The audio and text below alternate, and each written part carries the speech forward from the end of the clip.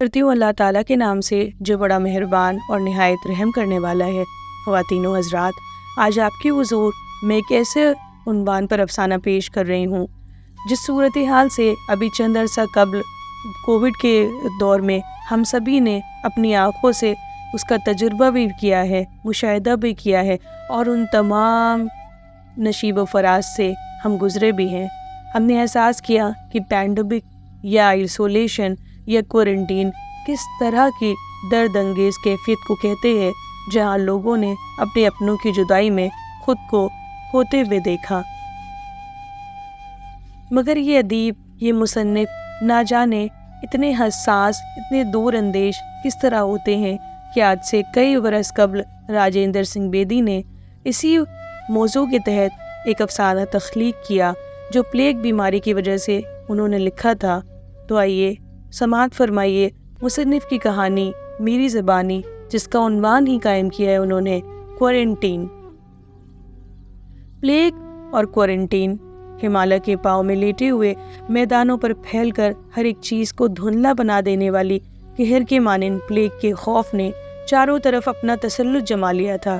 شہر کا بچہ بچہ اس کا نام سن کر کانپ جاتا تھا۔ پلیگ تو خوفناک تھی ہی، مگر کوارنٹین اس سے بھی زیادہ خوفناک تھی۔ لوگ پلیگ سے اتنے ہراساں نہیں تھے جتنے کوارنٹین سے، اور یہی وجہ تھی کہ محکمہ حفظان صحت نے شہریوں کو چوہوں سے بچنے کی تلقین کرنے کے لیے جو قد آدم اشتہار چھپوا کر دروازوں، گزرگاہوں اور شاہراہوں پر لگایا تھا، اس پر نہ چوہا نہ پلیگ کے عنوان میں اضافہ کرتے ہوئے نہ چوہا نہ پلیگ نہ کوارنٹین لکھا تھا۔ کوارنٹین کے متعلق لوگوں کا خوف بجا تھا۔ بحیثیت ایک ڈاکٹر کے میری رائے نہایت مستند ہے، اور میں دعوے سے کہتا ہوں کہ جتنی اموات شہر میں کوارنٹین سے ہوئی اتنی پلیگ سے نہ ہوئی۔ حالانکہ کوارنٹین کوئی بیماری نہیں، بلکہ وہ اس وسیع رقبے کا نام ہے جس میں متعدی وبا کے ایام میں بیمار لوگوں کو تندرست انسانوں سے از روئے قانون علیحدہ کر کے لا ڈالتے ہیں تاکہ بیماری بڑھنے نہ پائے۔ اگرچہ کوارنٹین میں ڈاکٹروں اور نرسوں کا کافی انتظام تھا، پھر بھی مریضوں کی کثرت سے وہاں آ جانے پر ان کی طرف فردن توجہ نہ دی جا سکتی تھی۔ خبیث و اقارب کے قریب نہ ہونے سے میں نے بہت سے مریضوں کو بے حوصلہ ہوتے دیکھا۔ کئی تو اپنی نوا میں لوگوں کو پے در پے مرتے دیکھ کر مرنے سے پہلے ہی مر گئے۔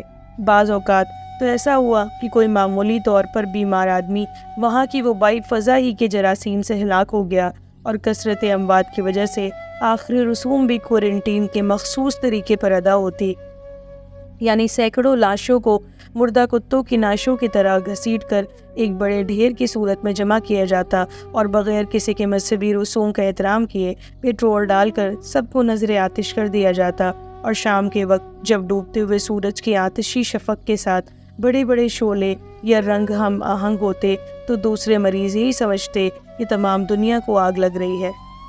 کوارنٹین اس لیے بھی زیادہ اموات کا باعث ہوئی کہ بیماری کے آثار نمودار ہوتے تو بیمار کے متعلقین اسے چھپانے لگتے تاکہ کہیں مریض کو جبراً کوارنٹین میں نہ لے جائیں، چونکہ ہر ایک ڈاکٹر کو تنبیہ کی گئی تھی کہ مریض کی خبر پاتے ہی فوراً مطلع کرے، اس لیے لوگ ڈاکٹروں سے علاج بھی نہ کرواتے، اور کسی گھر کے وبائی ہونے کا صرف اسی وقت پتہ چلتا جبکہ جگر دوز آؤ بگا کے درمیان ایک لاش اس گھر سے نکلتی۔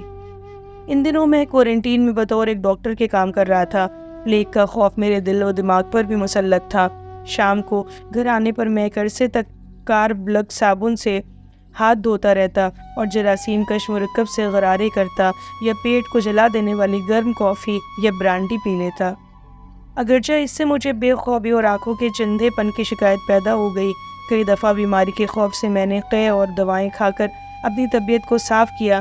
جب نہایت گرم کافی یا برانڈی پینے سے پیٹ میں تبخیر ہوتی اور بخارات اٹھ کر دماغ کو جاتے تو میں اکثر ایک حواس باختہ شخص کی مانند طرح طرح کی قیاس آرائیاں کرتا۔ گلے میں ذرا بھی خراش محسوس ہوتی تو میں سمجھتا کہ پلیگ کے نشانات نمودار ہونے والے ہیں۔ میں اس موذی بیماری کا شکار ہو جاؤں گا۔ پلیگ اور پھر کوارنٹین۔ انہی دنوں میں 9 عیسائی ولیم بھاگو خاکروب جو میری گلی میں صفائی کیا کرتا تھا میرے پاس آیا اور بولا، بابو جی غضب ہو گیا، آج ایمبولینس محلے کے قریب سے 20 اور ایک بیمار لے گئی ہے۔ 21 ایمبولینس میں؟ میں نے متعجب ہوتے ہوئے یہ الفاظ کہے۔ جی ہاں، پورے 20 اور 1، انہیں بھی کولنٹین لے جائیں گے۔ وہ بیچارے کبھی واپس نہ آئیں گے۔ دریافت کرنے پر مجھے علم ہوا کہ بھاگو رات کے 3 بجے اٹھتا ہے، ہاتھ پاؤں شراب چڑھ لیتا ہے اور پھر حسب ہدایت کمیٹی کی گلیوں میں اور نالیوں میں چونا بکھیرنا شروع کر دیتا ہے تاکہ جراثیم پھیلنے نہ پائے۔ بھاگو نے مجھے مطلع کیا کہ اس کے 3 بجے اٹھنے کا یہ بھی مطلب ہے کہ بازار میں پڑی ہوئی لاشوں کو اکٹھا کرے اور اس محلے میں جہاں وہ کام کرتا ہے ان لوگوں کے چھوٹے موٹے کام کاج کرے جو بیماری کے خوف سے باہر نہیں نکلتے۔ بھاگو تو بیماری سے ذرا بھی نہیں ڈرتا تھا۔ اس کا خیال تھا کہ اگر موت آئی ہو تو خواہ مریض کہیں بھی چلا جائے بچ نہیں سکتا۔ ان دنوں جب کوئی کسی کے پاس نہیں بھٹکتا تھا، بھاگو سر اور منہ پر منڈا سا باندھے نہایت انہماک سے اپنی بنی نوع انسان کی خدمت گزاری کر رہا تھا۔ اگرچہ اس کا علم نہایت محدود تھا، تاہم اپنے تجربے کی بنا پر وہ ایک مقرر کی طرح لوگوں کو بیماری سے بچنے کی تراکیب بتاتا، عام صفائی، چونا بکھیرنے اور گھر سے باہر نہ نکلنے کی تلقین کرتا۔ ایک دن میں نے اس سے لوگوں کو شراب کثرت سے پینے کی تلقین کرتے ہوئے بھی دیکھا۔ اس دن جب وہ میرے پاس آیا تو میں نے پوچھا، بھاگو تمہیں پلیگ سے ڈر بھی نہیں لگتا؟ نہیں بابو جی، بن آئی بال بھی بیکا نہیں ہوگا۔ آپ اتنے بڑے حکیم ٹھہرے، ہزاروں نے آپ کے ہاتھ سے شفا پائی، مگر جب میری آئی ہوگی تو آپ کا دارو درمن بھی کچھ اثر نہ کرے گا۔ ہاں بابو جی، آپ برا نہ مانے، میں ٹھیک اور صاف رہا ہوں۔ اور گفتگو کا رخ بدلتے ہوئے بولا، کچھ کولنٹین کی کہیے بابو جی۔ کولنٹین کی؟ وہاں کوارنٹین میں ہزاروں مریض آ گئے ہیں، ہم التلوا سے ان کا علاج کرتے ہیں، مگر کہاں تک نیز میرے ساتھ کام کرنے والے خود بھی زیادہ دیر ان کے درمیان رہنے سے گھبراتے ہیں، خوف سے ان کے گلے اور لب سوکھے رہتے ہیں۔ پھر تمہاری طرح کوئی مریض کے منہ کے ساتھ منہ نہیں جا لگاتا، نہ کوئی تمہاری طرح اتنی جان مارتا ہے۔ بھاگو، خدا تمہارا بھلا کرے جو تم بنی نوع انسان کی اس قدر خدمت کرتے ہو۔ بھاگو نے گردن جھکا دی اور منڈاسے سے کے ایک پلو کو منہ پر سے ہٹا کر شراب کے اثر سے سرخ چہرے کو دکھاتے ہوئے بولا، بابو جی، میں کس لائق ہوں مجھ سے کسی کا بھلا ہو جائے، میرا یہ نکما تن کسی کے کام آ جائے، اس سے زیادہ خوش قسمتی اور کیا ہو سکتی ہے؟ بابو جی بڑے پادری لابے ریورینڈن مونت لابے جو ہمارے محلوں میں اکثر پرچار کے لیے آئے کرتے ہیں، کہتے ہیں خداوند یسوع مسیح یہی سکھاتا ہے کہ بیمار کی مدد میں اپنی جان تک لڑا دو۔ میں سمجھتا ہوں۔ میں نے بھاگو کی ہمت کو سراہنا چاہا، مگر کثرت جذبات سے میں رک گیا۔ اس کی خوش اعتقادی اور عملی زندگی کو دیکھ کر میرے دل میں ایک جذبہ رشک پیدا ہوا۔ میں نے دل میں فیصلہ کیا کہ آج کوارنٹین میں پوری تندہی سے کام کر کے بہت سے مریضوں کو بقید حیات رکھنے کی کوشش کروں گا، ان کو آرام پہنچانے میں اپنی جان تک لڑا دوں گا، مگر کہنے اور کرنے میں بہت فرق ہوتا ہے۔ کوارنٹین میں پہنچ کر جب میں نے مریضوں کی خوفناک حالت دیکھی اور ان کے منہ سے پیدا شدہ تعفن میری نتنوں میں پہنچا تو میری روح لرز گئی اور بھاگو کی تقلید کرنے کی ہمت نہ پڑی۔ تاہم اس دن بھاگو کو ساتھ لے کر میں نے کوارنٹین میں بہت کام کیا۔ جو کام مریض کے زیادہ قریب رہ کر ہو سکتا تھا وہ میں نے بھاگو سے کرایا اور اس نے بلا تعامل کیا۔ خود میں مریضوں سے دور دور ہی رہتا، اس لیے کہ میں موت سے بہت خائف تھا اور اس سے بھی زیادہ کوارنٹین سے۔ مگر کیا بھاگو موت اور کوارنٹین دونوں سے بالاتر تھا؟ اس دن کوارنٹین میں 400 کے قریب مریض داخل ہوئے اور 250 کے لگ بھگ لقمہ اجل ہو گئے۔ یہ بھاگو کی جانبازی کا صدقہ ہی تھا کہ میں نے بہت سے مریضوں کو شفایاب کیا۔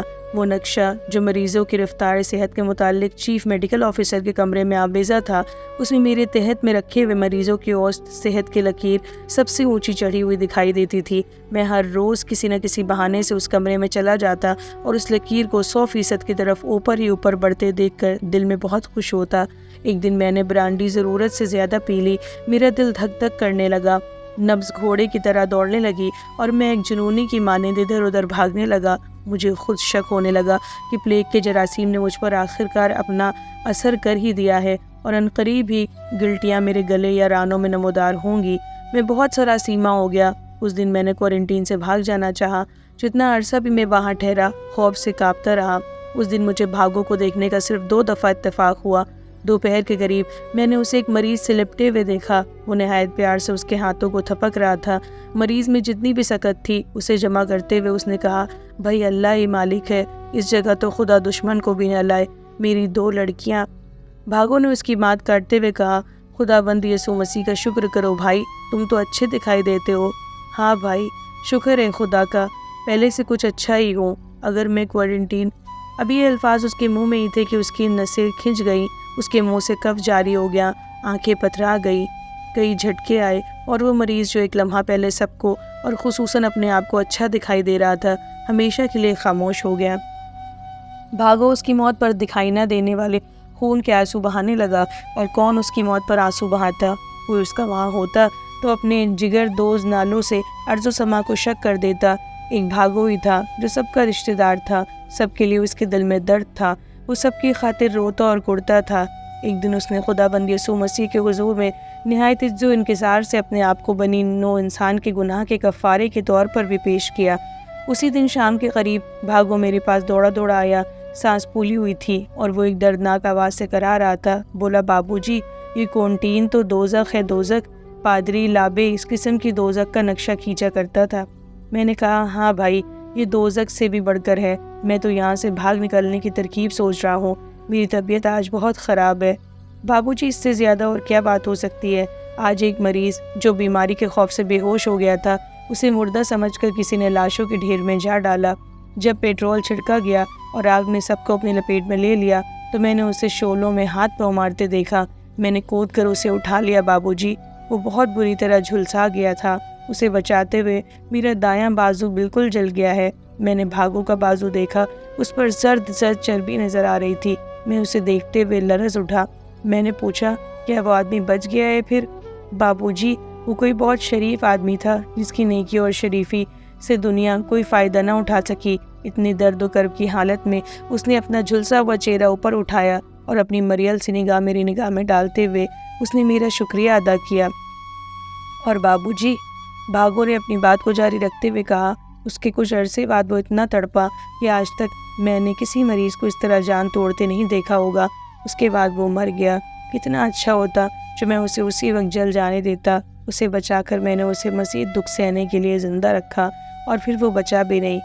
अब इन्हीं जले हुए बाजुओं से मैं फिर उसे उसी ढेर में फेंक आया हूँ। इसके बाद भागो कुछ बोल ना सका। दर्द की टीसों के दरमियान उसने रुकते रुकते कहा, आप जानते हैं वो किस बीमारी से मरा?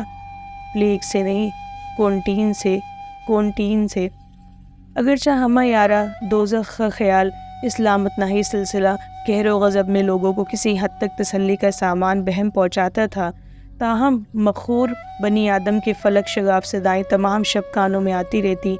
माँओं की आओ बका, बहनों के नाले, बीवियों के नोहे, बच्चों की चीखों पुकार शहर की इस फ़ज़ा में जिसमें कि नस्फ शब के करीब उल्लू भी बोलने से हिचकिचाते थे, एक निहायत अलमनाक मंजर पैदा करती थी। जब सही और सलामत लोगों के सीनों पर मनोबोझ रहता था तो उन लोगों की हालत क्या होगी जो घरों में बीमार पड़े थे और जिन्हें किसी यरकान ज़दा के मानिंद दरो दीवार से मायूसी की जर्दी टपकती दिखाई देती थी। और फिर क्वारंटीन के मरीज़ जिन्हें मायूसी के हद से गुजरकर मलकुल मौत मुजस्सम दिखाई दे रहा था, वो ज़िंदगी से यूँ चिमटे हुए थे जैसे किसी तूफ़ान में कोई किसी दरख्त की चोटी से चिमटा हुआ हो और पानी की तेज़ और तुंद लहरें हर लहजा बढ़कर उस चोटी को भी डुबो देने के आरज़ूमंद हो। मैं उस रोज़ तोहम की वजह से क्वारंटीन भी न गया, किसी ज़रूरी काम का बहाना कर दिया, अगरचे मुझे सख्त ज़हनी कोफ्त होती रही क्योंकि ये बहुत मुमकिन था कि मेरी मदद से किसी मरीज़ को फ़ायदा पहुंच जाता। मगर इस खौफ ने जो मेरे दिलो दिमाग पर मुसल्लत था मुझे पाबा ज़ंजीर रखा। शाम को सोते वक्त मुझे इत्तला मिली कि आज शाम क्वारंटीन में 500 के करीब मज़ीद मरीज़ पहुँचे हैं। मैं अभी मादे के जला देने वाली गर्म कॉफ़ी पीकर सोने ही वाला था कि दरवाज़े पर भागो की आवाज़ आई। नौकर ने दरवाज़ा खोला तो भागो हाँफता हुआ अंदर आया। बोला, बाबूजी, मेरी बीवी बीमार हो गई, उसकी गले में गिल्टियाँ निकल आई हैं, खुदा के वास्ते उसे बचाओ। उसकी छाती पर 1.5 साला बच्चा दूध पीता है, वो भी हिलाक हो जाएगा। बजाय गहरी हमदर्दी का इजहार करने के मैंने चश्मगी लहजे में कहा, इससे पहले क्यों ना आ सके? क्या बीमारी अभी भी शुरू हुई है? सुबह मामूली बुखार था जब मैं क्वारंटीन गया। अच्छा, वो घर में बीमार थी और फिर भी तुम क्वारंटीन गए? जी बाबूजी, भागो ने कांपते हुए कहा। वो बिल्कुल मामूली तौर पर बीमार थी। मैंने समझा कि शायद दूध चढ़ गया है, इसके सिवा और कोई तकलीफ़ नहीं। और फिर मेरे दोनों भाई घर पर ही थे और सैकड़ों मरीज़ क्वारंटीन में बेबस। तो तुम अपनी हद से ज़्यादा मेहरबानी اور قربانی سے جراثیم کو گھر لے ہی آئے نا۔ میں نہ تم سے کہتا تھا کہ مریضوں کے اتنا قریب مت رہا کرو، دیکھو میں آج اسی وجہ سے وہاں نہیں گیا، اس میں سب تمہارا قصور ہے۔ اب میں کیا کر سکتا ہوں؟ تم سے جاباز کو اپنی جابازی کا مزہ بھگتنا ہی چاہیے، جہاں شہر میں سینکڑوں مریض پڑے ہیں۔ بھاگو، نے ملتجیانہ انداز سے کہا، مگر خداوند یسوع مسیح، چلو ہٹو، بڑے آئے کہیں کے، تم نے جان بوجھ کر آگ میں ہاتھ ڈالا ہے، اب اس کی سزا میں بھگتوں؟ قربانی ایسے تھوڑی ہی ہوتی ہے، میں اتنی رات گئے تمہارے کوئی مدد نہیں کر سکتا، مگر پادری لابے، چلو جاؤ، پادری لابے کے کچھ ہوتے۔ بھاگو سر جھکائے وہاں سے چلا گیا۔ اس کے آدھ گھنٹے بعد جب میرا وہ سفر ہوا تو میں اپنی حرکت پر نادم ہونے لگا۔ میں عاقل کہاں کا تھا جو بعد میں پشیماں ہو رہا تھا۔ میرے لیے یہی یقیناً سب سے بڑی سزا تھی کہ اپنی تمام خودداری کو پامال کرتے ہوئے بھاگو کے سامنے گزشتہ رویے پر اظہار معذرت کرتے ہوئے اس کی بیوی کا پوری جافشانی سے علاج کروں۔ میں نے جلدی کپڑے پہنے اور دوڑا بھاگو کے گھر پہنچا۔ وہاں پہنچنے پر میں نے دیکھا کہ بھاگو کے دونوں چھوٹے بھائی اپنی بھاوج کو چارپائی پر لٹائے ہوئے باہر نکال رہے ہیں۔ میں نے بھاگو کو مخاطب کرتے ہوئے پوچھا، اسے کہاں لے جا رہے ہو؟ بھاگو نے آہستہ سے جواب دیا، کوارنٹین میں۔ تو کیا اب تمہاری دانست میں کوارنٹین دوزخ نہیں بھاگو؟ آپ نے جو آنے سے انکار کر دیا بابو جی، اور چارہ ہی کیا تھا؟ میرا خیال تھا وہاں حکیم کی مدد مل جائے گی اور دوسرے مریضوں کے ساتھ اس کا بھی خیال رکھوں گا۔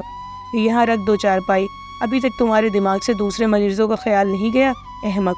چارپائی اندر رکھ دی گئی اور میرے پاس جو تیر بہدف دوا تھی میں نے بھاگو کی بیوی کو پلائی اور پھر اپنے غیر مرئی حریف کا مقابلہ کرنے لگا۔